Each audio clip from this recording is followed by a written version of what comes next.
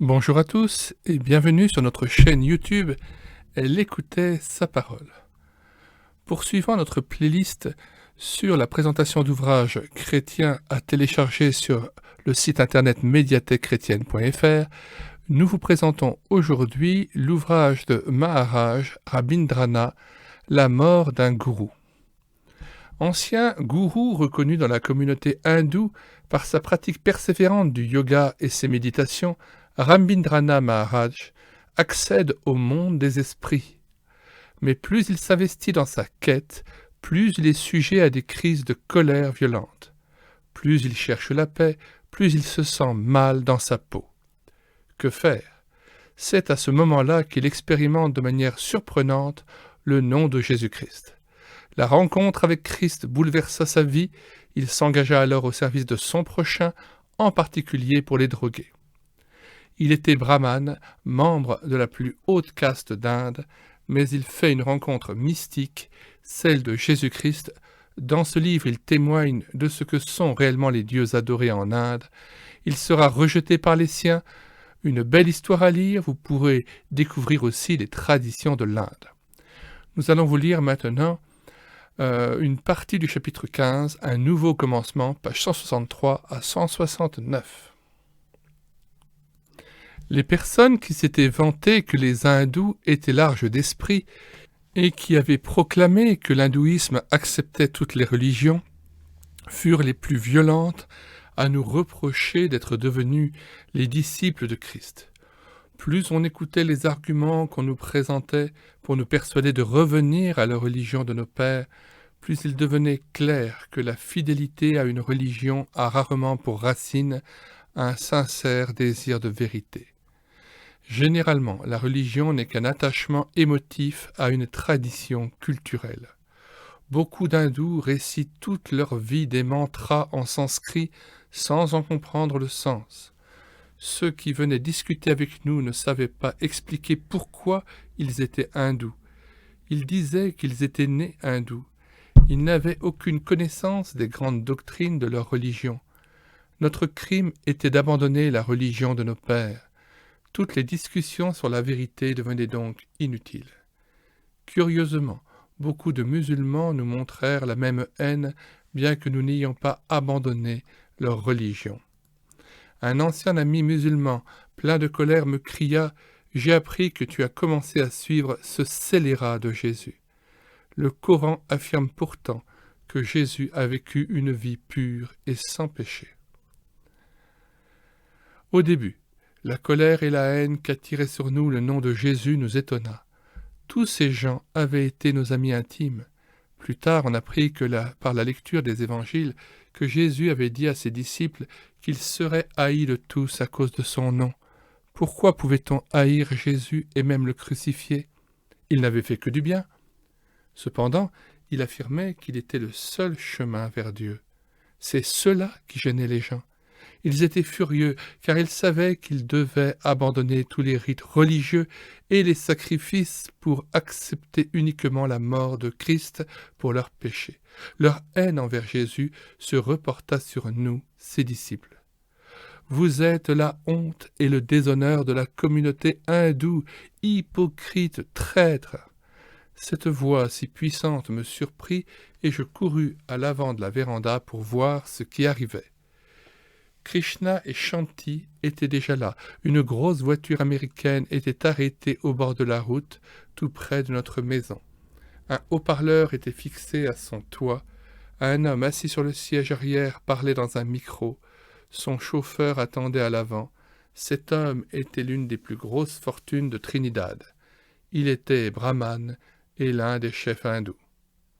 Vous vous êtes détourné des dieux et de la religion de vos ancêtres. Un hindou ne peut pas faire pire chose. Vous avez abandonné le meilleur dharma du monde.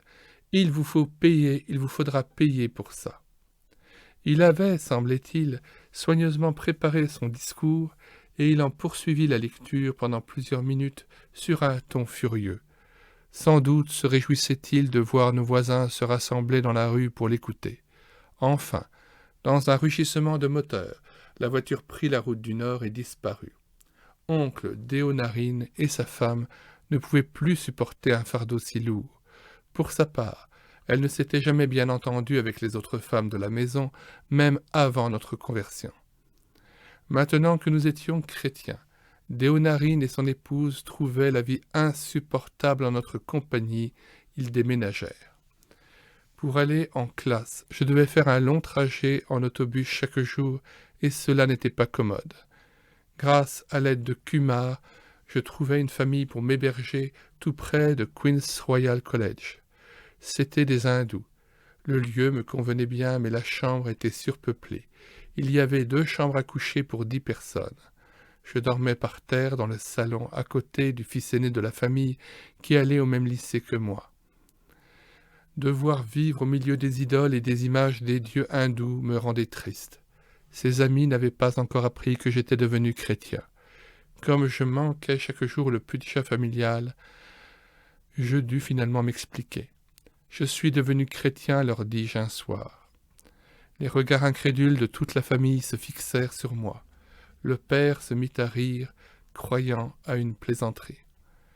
Quand il s'aperçut que je parlais sérieusement, il éclata en colère. « Tu veux dire que tu as abandonné la plus grande religion du monde pour devenir chrétien ? J'aurais pensé à tout, sauf à cela, me dit-il d'un ton moqueur. Pourquoi tu fais cela ? Je cherchais la vérité, et j'ai trouvé que Jésus est la vérité, le seul vrai Dieu qui est mort pour mes péchés. On s'efforça de me regagner à l'hindouisme en vain. Alors, leur attitude changea. On m'accusa d'être infidèle à la religion de mes ancêtres. Eux-mêmes, pourtant, vendaient de la viande de bœuf dans leurs boutiques, violant les lois de l'hindouisme. Je ne leur en fis pas la remarque. Presque chaque soir, le père revenait saoul à la maison. Ses jurons qui bafouaient le nom de Jésus étaient dirigés contre moi et il ne me laissait pas répondre. Une fois redevenu normal, il était correct. Malgré la haine de la famille contre les chrétiens, on essayait d'être hospitalier et gentil envers moi. L'hostilité des hommes n'était rien comparée à la tyrannie des démons. Eux ne faisaient preuve d'aucune gentillesse. Dans la maison, j'étais entouré d'idoles aux visages effroyables, et je connaissais bien les puissances qui se cachaient derrière ces masques grimaçants. J'aurais dû refuser de rester en un tel endroit, mais à l'époque, je n'avais pas le choix. À l'école, ma vie était redevenue pénible. J'avais été choisi comme chef par mes camarades hindous, et je devins soudain l'objet de plaisanteries sur Jésus. Même les garçons que j'avais pris pour des chrétiens se retournèrent contre moi. Les persécutions devinrent insupportables. Une nuit, alors que j'étais couché au salon, les puissances démoniaques m'attaquèrent et m'empêchèrent de dormir. Je me mis à prier à voix basse. « Seigneur, pourquoi est-ce si dur d'être un de tes disciples ? Je t'aime, ta paix est dans mon cœur, mais à l'école et dans cette maison, je suis tourmenté au-delà de ce que je peux supporter. Est-ce que cela durera toujours ? » Je m'endormis finalement plein de tristesse. À 2 heures du matin environ, je sentis que quelqu'un me secouait. Surpris, je vis une personne habillée de lumière éclatante, debout à côté de moi. Réveillé, je me redressai et regardai. J'étais sûr que c'était Jésus, bien qu'il ne ressemblât pas aux images que j'avais vues de lui. Il étendit sa main et me dit doucement « Paix, je te donne ma paix ». Aussitôt après, il disparut et la chambre fut replongée dans l'obscurité. Je restai encore assis un bon moment, m'assurant que j'étais bien réveillé. J'avais envie de crier « Alléluia !» Je me recouchai, les mains croisées sous ma tête, et par la foi, je contemplais le ciel en me réjouissant dans le Seigneur. Cet événement raviva mon courage. J'avais l'assurance que Christ serait avec moi, me conduirait, me guiderait et me protégerait. Je le croyais aussi auparavant et je faisais déjà confiance à Christ. Mais maintenant, ma foi s'était raffermie et les épreuves les plus pénibles ne pouvaient plus m'ébranler. Cette assurance ne m'a jamais quitté et ne me quittera jamais.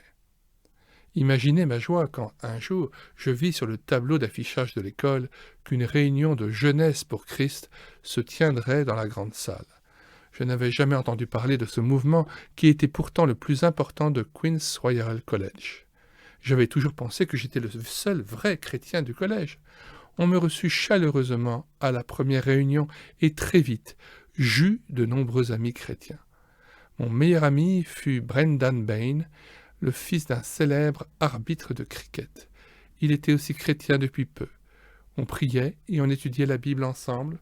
On s'encourageait à vivre pour Christ et à annoncer Jésus aux autres. Par mon témoignage et les réunions hebdomadaires de jeunesse pour Christ, nombre de mes amis se convertirent à Christ. Le plus difficile était de convaincre les gens nés chrétiens qu'ils devaient naître de nouveau. Enfin, afin d'éviter les disputes avec la famille hindoue, j'obtins la permission de travailler dans une salle de l'école jusque très tard le soir. Je passais la plupart de mon temps à lire la Bible et à prier. Souvent, je rentrais au moment où chacun se préparait à aller se coucher. 1 an plus tard, la maison des hindous fut rasée à cause d'un nouveau projet de construction. Je fus obligé de déménager. Mon second logis était beaucoup plus convenable. Il était loin du collège, mais Brendan me prêtait sa bicyclette, et de plus, la propriétaire était chrétienne et m'encourageait dans la foi. Quand j'étais petit, j'avais bien des fois démonté et remonté ma montre.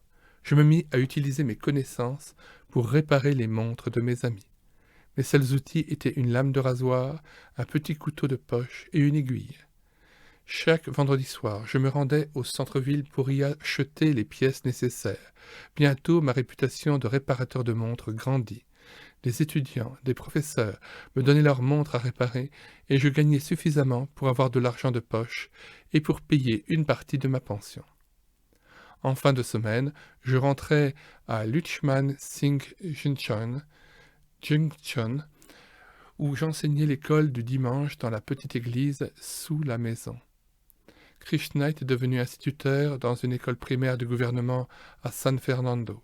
Shanti et lui revenaient aussi à la maison à la fin de la semaine. On étudiait ensemble la parole de Dieu et on partageait les expériences que nous avions faites avec le Seigneur. Ma était un exemple pour nous, surtout dans sa vie de prière. Nous nous aimions profondément et elle passait avec moi de longs moments dans la prière pour demander au Seigneur de me montrer ce que je devais faire après mes examens. Je voulais devenir médecin. Cette profession m'attirait car je pensais pouvoir apporter de l'aide aux personnes dans le besoin et en même temps annoncer Christ à mes patients. Peut-être aurais-je même la possibilité d'aller étudier en Angleterre. Fin de la lecture du chapitre 15, un nouveau commencement. Nous vous invitons donc à télécharger ce livre sur médiathèquechrétienne.fr, site internet que nous avons créé pour faire revivre les livres épuisés et non réédités de la littérature chrétienne. Bonsoir à tous et à bientôt.